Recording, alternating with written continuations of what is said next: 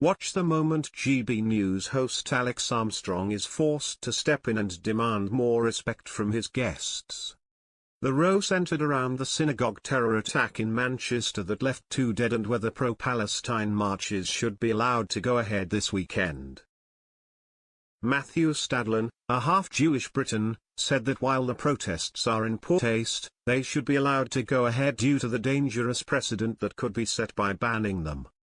Political commentator Aman Bogle hit back, demanding the protests are not allowed to go ahead due to how vulnerable the British Jewish community is during this spell of mourning. Tensions simmered to a point where Alex was forced to intervene and tell his guests to calm down.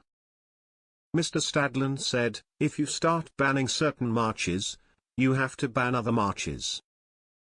I predicted violence on the Tommy Robinson March, but I didn't think it should have been banned in advance." Mr. Bogle hit back, "Let's break this down. I have this thing called the Gandhi test.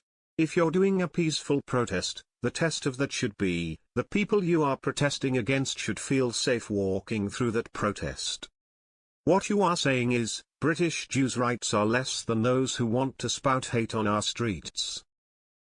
"Utter nonsense," Mr. Stadlen hit back.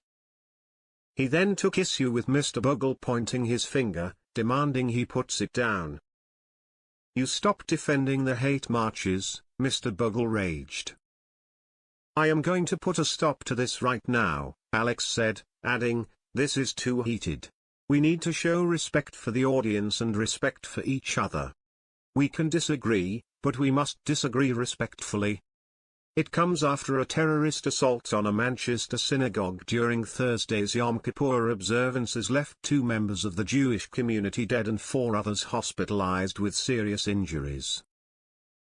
The attack at Eaton Park Hebrew Congregation Synagogue in Crumpsall occurred at approximately 9:31 a.m. when an assailant used his vehicle to strike pedestrians before attempting to force entry into the building.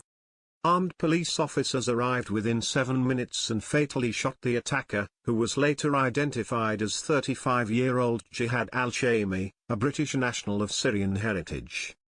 Emergency services received the initial alert at 9:31 a.m. when a witness reported seeing a vehicle being deliberately driven at pedestrians and observing a stabbing victim. Within 6 minutes, officers had arrived and activated Plato, the National Emergency Protocol for Marauding Terror Incidents, declaring a major incident at 9:37 a.m. The assailant wore what appeared to be an explosive device strapped to his body, prompting bystanders to alert firearms officers about the potential bomb threat. Social media footage captured the moment armed police confronted the suspect outside the synagogue entrance.